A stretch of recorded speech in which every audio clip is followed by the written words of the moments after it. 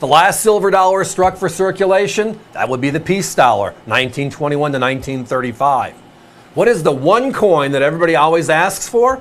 They can't find it in high grade? That happens to be from the last year of issue.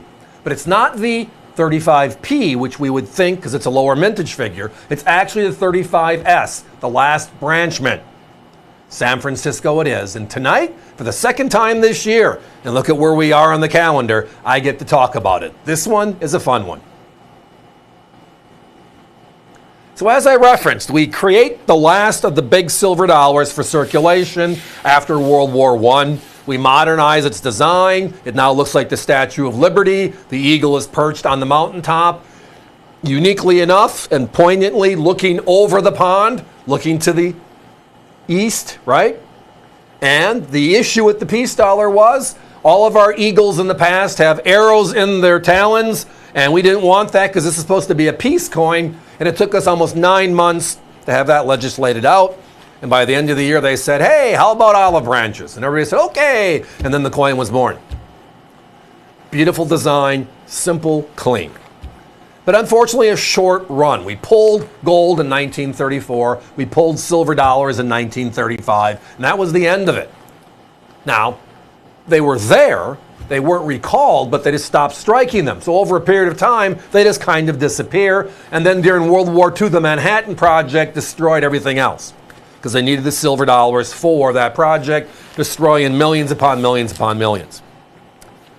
From 1928 to 1935, the end of the series. This is the coin. Period. Now let me explain Super Slider first, and then I'll get into the details.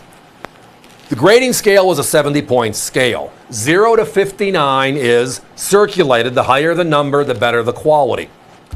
So uncirculated starts at 60 and goes to theoretical 70, of which these vintage coins, none exist in that grade. The closer you get to 60, they call it about uncirculated. So when you talk about uncirculated coins, when I pause, it can actually be a difference in grade. It's just not fair. So years ago, my colleague, good friend Don, came up with, let's just call them super sliders. When you look at the coin quickly, you think it's an unk, it slides by. Go and figure, what does the industry now use as the term? It's actually now in all the guidebooks. It's a super slider. So thank you, Don. It makes it a little easier for all of us. So these are AU 53 to 55s. Beautiful pieces, as you can tell. Gorgeous. Now, let's get to the coins themselves. The mintage figures are part of the deal. And this one at 1.9 is one of the lowest in the entire series. But that's not the entire story. If you look at all the coins made from 1928 on, which are some of the key coins in the series, and then using just NGC as a guide, how many coins have they seen in the last 40 years? It'll be eye-opening. The lowest minted peace dollar is the 1928 Philadelphia. They have seen 10,025 coins. Right behind that is the 1928S, just as difficult, 7,400. And then we pause. Nothing's made until 1934. If you look at the last 5 coins, Philadelphia PDS and 35 P and S, the last of the coins, it's shocking, and it's not even close. 34P, a very expensive coin, 7,400. 34D, 7,200. 34S, a really important coin, 5,400. Ding, ding, ding. That's the one everybody goes to. Follow the math. 35P, 9,900. And the winner and champion, this coin, only 4,700 coins that have been seen in the last 40 years, all grades. All grades. So we're talking about VGs to XFs to Mint State 62s. All of them added together. So when we talk about the numbers behind coins, it's the old what have I seen versus what have I not seen. If you go to a show and you can't find a 35S, that's why. Now circulated coins, more frequent. For every 20 or 30 circulated coins I see, I might find one that hits this category. The only other coin in the entire peace dollar series that is rarer than this coin for how few have been seen by NGC in 40 years is the 27D. So this is number 2 on the depth chart for rarity on frequency indexing, which is how often the coin is seen in the marketplace.